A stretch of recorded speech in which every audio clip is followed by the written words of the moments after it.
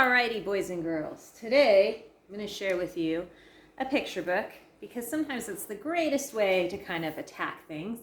And we're going to talk about The Next President by Kate Messner. And really what this book does is it walks us through the process of how we get a new president for the United States of America every 4 years. And might tell us something about the past presidents as well. Who knows? It's a little bit longer for a picture book, so we'll see how long it goes. I may decide to break it up into 2 pieces. It has a really lovely dedication over here. It says, to Tom, Jake, and Ella, from Kate Messner, to Henry, Amanda, and Alexis, who aren't allowed to be president, but you'd be lucky to have them. AR. The next president. I wonder why they're not allowed to be president. Let's find out. So here we have the next presidents.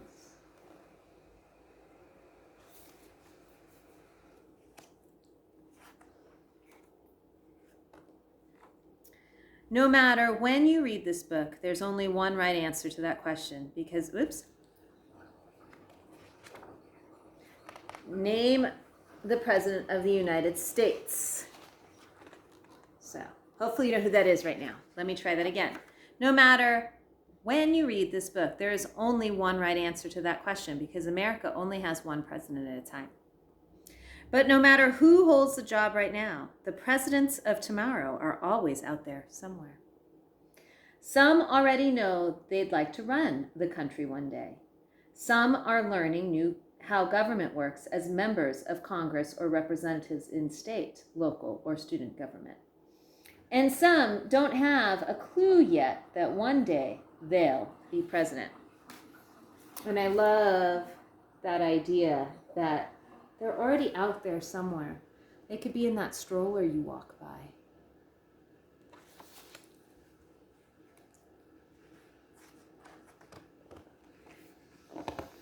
When George Washington became the first president of the United States, there were 9 future presidents already alive in America.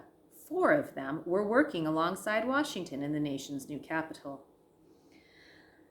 President 2, John Adams, was Washington's vice president. Adams was known for having a short temper and getting into arguments. He was the only one of the first 5 presidents who didn't enslave people. President 3, Thomas Jefferson, served as Secretary of State. In 1776, he had written the Declaration of Independence, which includes the words, all men are created equal, even though Jefferson enslaved hundreds of people on his Virginia plantation. President 4, James Madison, had grown up on a plantation in Virginia and now represented that state in the nation's new Congress. Madison wasn't always easy to hear with his quiet voice, and he ended up being America's smallest president. Madison was 5 feet 4 inches tall and only weighed about 100 pounds. President 5, James Monroe, had run for Congress too, but he'd lost to Madison. Monroe would be elected to the Senate the following year. Like many other future presidents, he intended to study law in college, but he dropped out to join the army. Oh, here we go. And I like the way she kind of shows the different progresses of these people.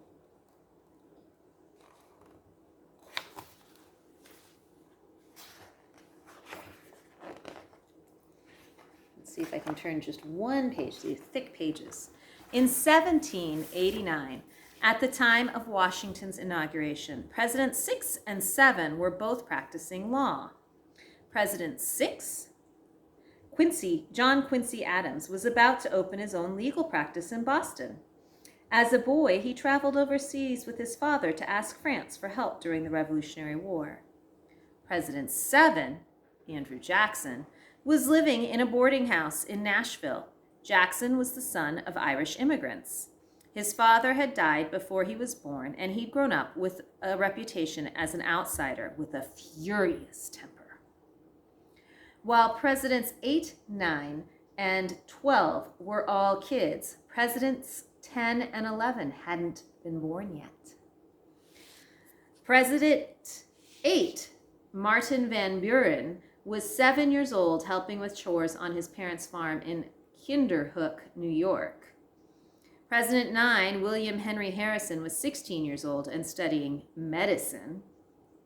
President 12, 4-year-old Zachary Taylor, was living with his 2 older brothers on the Kentucky farmland his father had been given for serving in the Revolutionary War. We're learning a lot about our past presidents. We know that we can only have one at a time.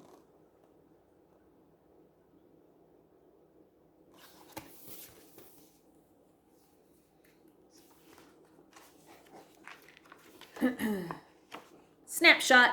After 19 years in law and politics and another 23 years before he'd be president, Andrew Jackson was running a Tennessee cotton plantation.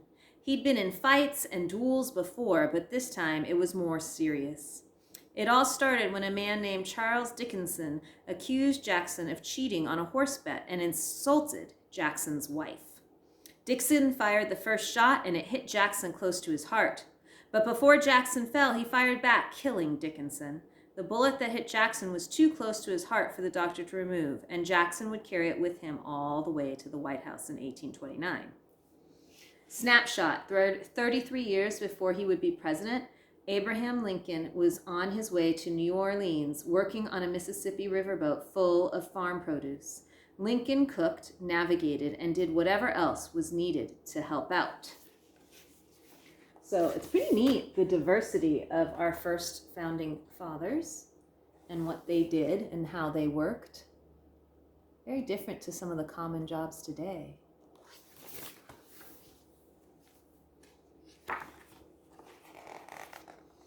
(1841). When William Henry Harrison became President 9, there were 14 future presidents alive. Most of them were already involved in politics somehow.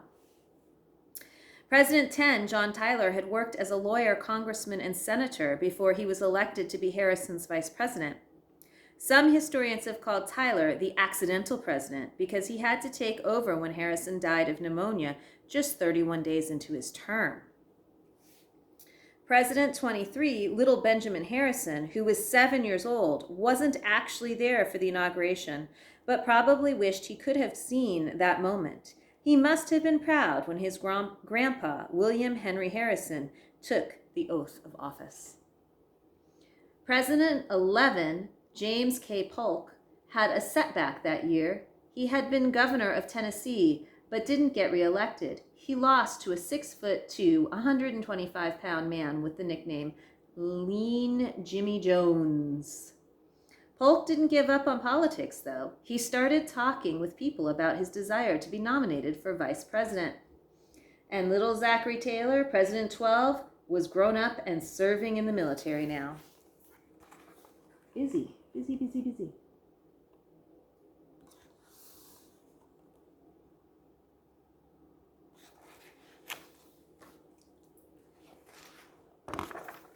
(1841). Presidents 13, 14, 15, 16, and 17 were all serving in government then.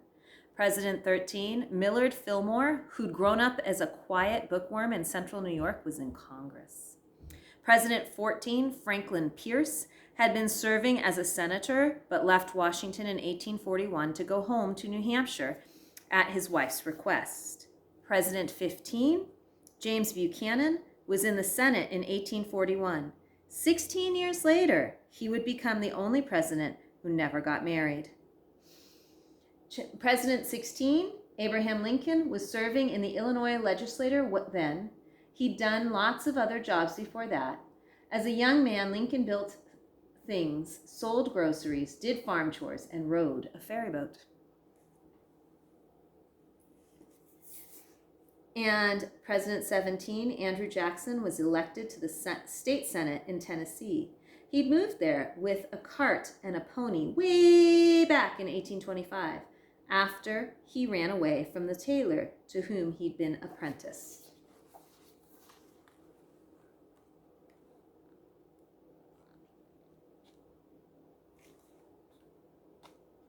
Sorry, it's glowy. Let me fix that. There you go.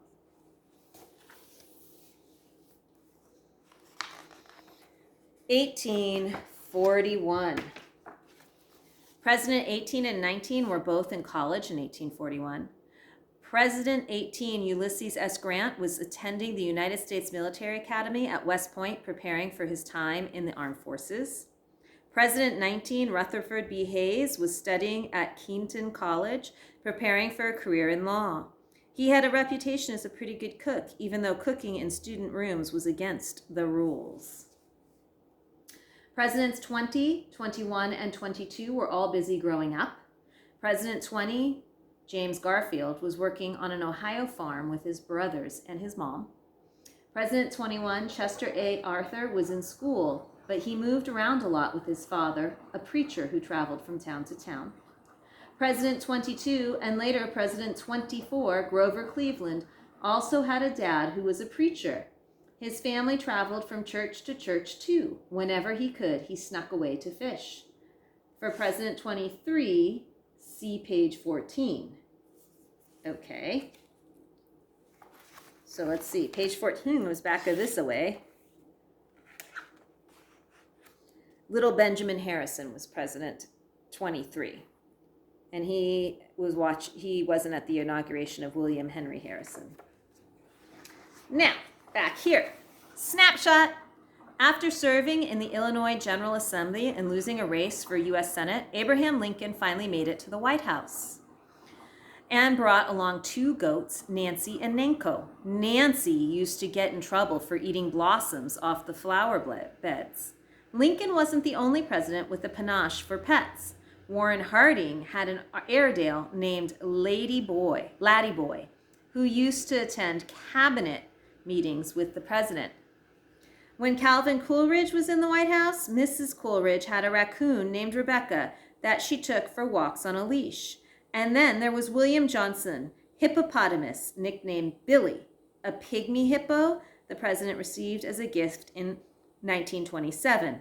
Billy ended up spending most of his life at the National Zoo. Those are some strange pets. Walking your pet raccoon, your pygmy hippopotamus. Theodore Roosevelt's White House visitors might have met Bill the lizard, Maud the pig, Josiah the badger, Buren Spectacle the hen, or Peter the rabbit. The Roosevelts also had a hyena, a barn owl, some ducks in the fountain, an Icelandic pony named Algonquin, a small bear named Jonathan Edwards, and a handful of snakes. One of the snakes belonged to first daughter Alice, who said she named it Emily Spinach because it was green and as thin as her Aunt Emily. Meanwhile, Thomas Jefferson and William McKinley were partial to birds. Jefferson had a mockingbird named Dick, who perched on his shoulder sometimes while he worked, and McKinley had a parrot named Washington Post, who could supposedly whistle the song Yankee Doodle. There is a book that's been published that is The President's Pets. It is really cool. It goes through all of them. So if this was not enough of a snapshot for you, there's a whole book about it. 1897, when President 25, William McKinley, moved into the White House with his Vice President Garrett Hobart, there were 9 future presidents alive. President 26, Theodore Roosevelt, was serving as Assistant Secretary of the Navy. It might not have seemed very exciting after his wild years as a cattle rancher in the Badlands of South Dakota. But before long, Roosevelt would get a bigger job. He'd become vice president after the death of Garrett Hobart.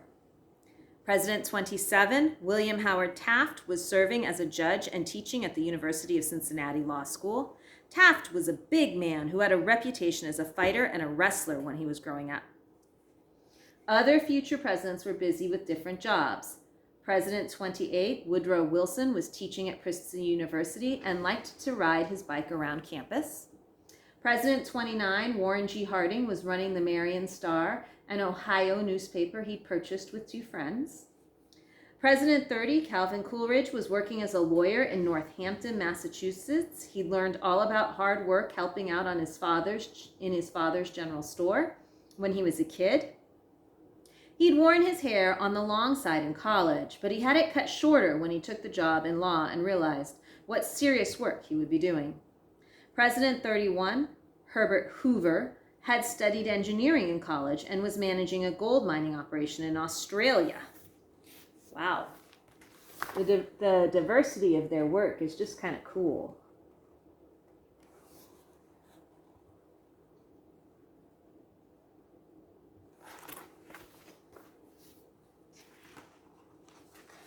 (1897), Presidents 32, 33, and 34 were kids then. President 32, Franklin Delano Roosevelt, was 15 and loved sailing when his family vacationed in Maine. Roosevelt was a collector, too. He kept detailed notebooks about his postage stamp, bird nest, and egg collections. President 33, Harry Truman, who was turning 13 that year, played piano and loved to read, especially biographies. Later on, before he became president, he would work as a timekeeper for a railroad gang and spend time farming cows and pigs. President 34, 7-year-old Dwight D. Eisenhower, was helping out in the family garden with his brothers. The boys also worked at their father's creamery after school. When he had free time, Dwight liked playing baseball and football.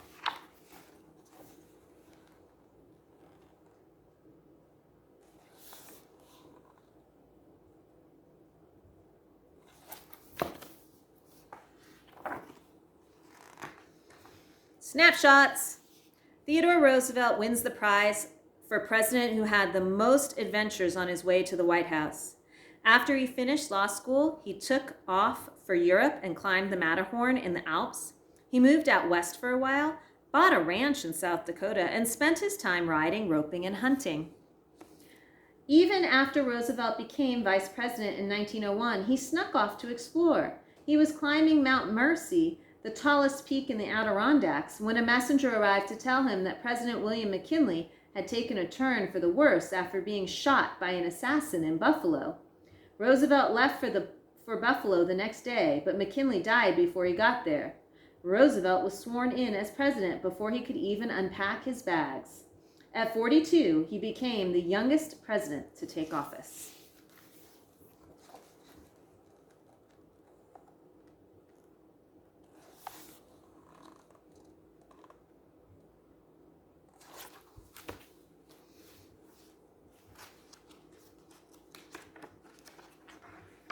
(1961). But it was President 35, John F. Kennedy, who was the youngest to be elected to the job. Kennedy was 43 years old when he took the oath of office. The next 10 presidents were alive then too, scattered all across the country. President 36, Lyndon Baines Johnson, was serving as JFK's vice president. That was a fancier job than others he'd held. As a kid, Johnson had shined shoes and picked cotton. After high school, he'd moved out to California to pick oranges and wash dishes to earn money for college.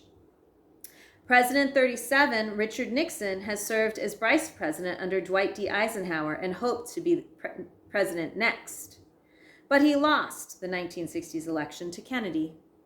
So he left the White House and moved back to California.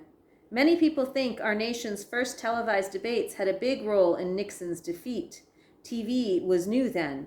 Nixon didn't practice as much as Kennedy did, and he also refused to use professional makeup, even though he'd been in the hospital recently. After the first debate, his mom called him on the phone and asked if he was feeling all right. Oh dear. Live and learn. Makeup is important, apparently, and practicing. Who knew?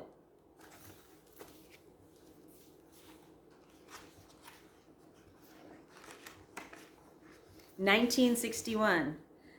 President 38, Gerald Ford, was serving in Congress. He'd come a long way from his awkward teenage years when he bought his first car, a '75 Ford coupe with a rumble seat, and promptly set it on fire by covering the hood with a blanket on a winter night while the engine was still hot.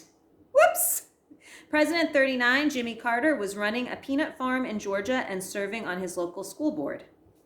President 40, Ronald Reagan, was working as a TV host. Before becoming president, he had also announced play-by-play sports on the radio, acted in movies, and served as governor of California. President 41, George H.W. Bush, wouldn't lead the nation for another 28 years, but in 1961, he was president of an oil exploration company called Zapata Offshore.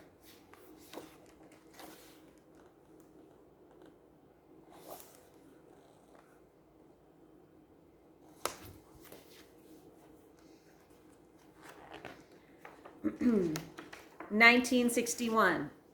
And President 42, 43, 44, and 45 were all kids.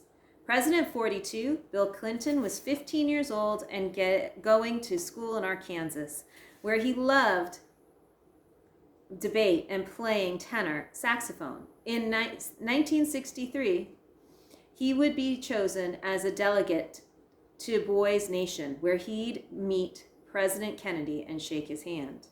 President 43, George W. Bush, 41's son, was 15 in 1961 and attended prep school in Massachusetts. By senior year, he had signed up for the cheerleading squad. President 44, Barack Obama, was born that year, the son of an American woman and a Kenyan man who met at the University of Hawaii. Their little boy would grow up to be the first African American president of the United States. And President 45, Donald Trump, was a teenager then. He was attending New York Military Academy, where his father had hoped he'd learn some discipline. So look at all these youngsters. Bill Clinton was the first president I was able to vote in the election for.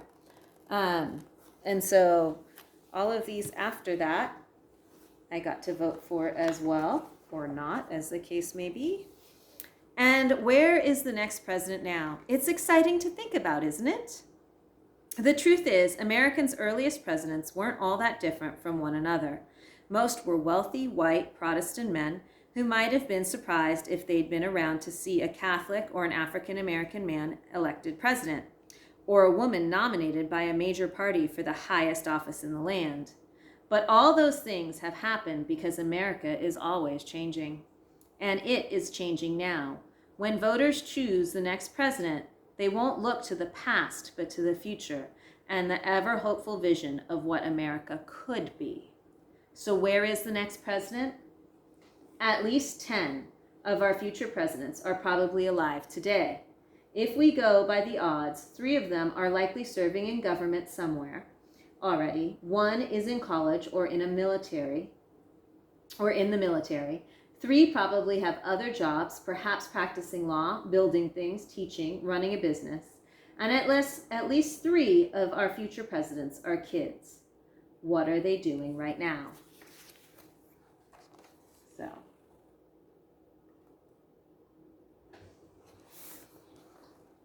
maybe you're it. Wouldn't that be cool? They might be solving math problems or reading books, writing poetry or code, testing a hypothesis to learn or learning to dance, making art or making change. For now, they're busy growing up, growing into the job, listening, learning, and getting ready to lead.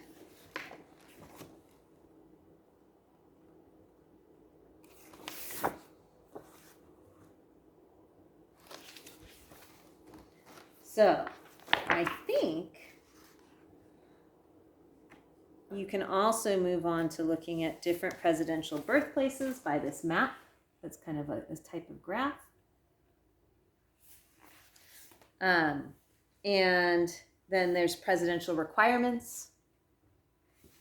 It says, have been a citizen since birth, be at least 35 years old, have lived in the United States at least 14 years. Are the basic rules for and requirements for being a president of the U.S. I hope you enjoyed this book and our quick little history walk. And like I said, there are many, many, many books about the presidents of the United States, and they're all quite interesting characters. So you might want to do a little bit more research. Remember to read and jot. Catch you next time. Bye.